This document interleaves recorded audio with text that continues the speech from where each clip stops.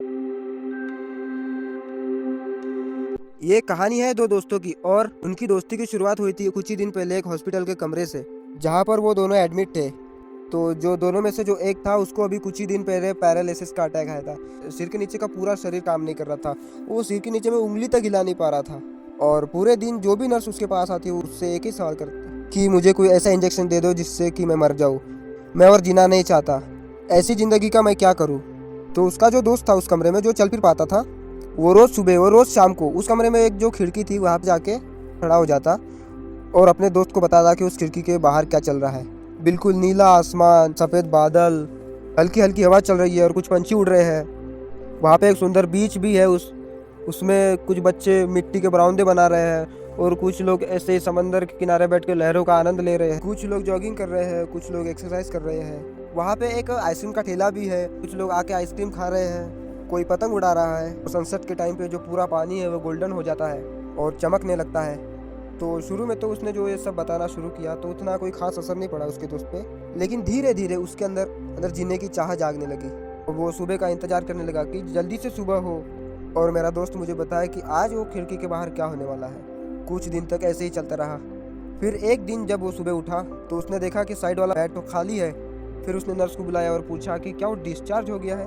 तो नर्स ने कहा आपको तो उन्होंने बताया होगा कि वो कुछ ही दिन के मेहमान थे और कल रात को ही उनकी डेथ हो गई है। ये सुन करके उनके अंदर की उम्मीद पूरी तरह से टूट गई, क्योंकि उसका दोस्त ही था जो उसको बाहर की दुनिया से जुड़ा हुआ था, जिससे वो जान पाता था कि बाहर क्या हो रहा है और ये दुनिया कितनी खूबसूरत है। तो कुछ दिन तक वो तो रोता रहा, फिर उसने जीने की चाह छोड़ दी।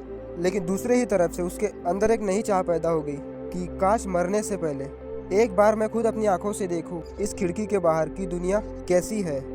जैसे जैसे उसकी ये चाह बढ़ने लगी, उसको अपने अंदर एक अजीब सी एनर्जी महसूस होने लगी और एक दिन उसने अपनी पूरी ताकत लगा दी।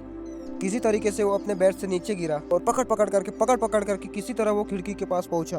फिर उस खिड़की को पकड़ करके वो खड़ा हुआ और खिड़की के बाहर देख लिया।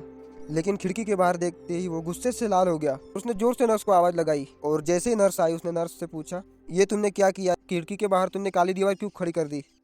तो नर्स को समझ नहीं आया, तो उसने बोला कि मैं तो यहाँ पे 5 साल से काम कर रही हूँ और जब से मैं रोज देखती हूँ ये दीवार यही की यही है। तब जाके उसको ये समझ आया कि जो उसका दोस्त उससे झूठ बोल रहा था और उसने नर्स से पूछा जो ये काली दीवार 5 साल से जो यहाँ पे है, तो मेरा दोस्त मुझसे झूठ क्यों बोल रहा था।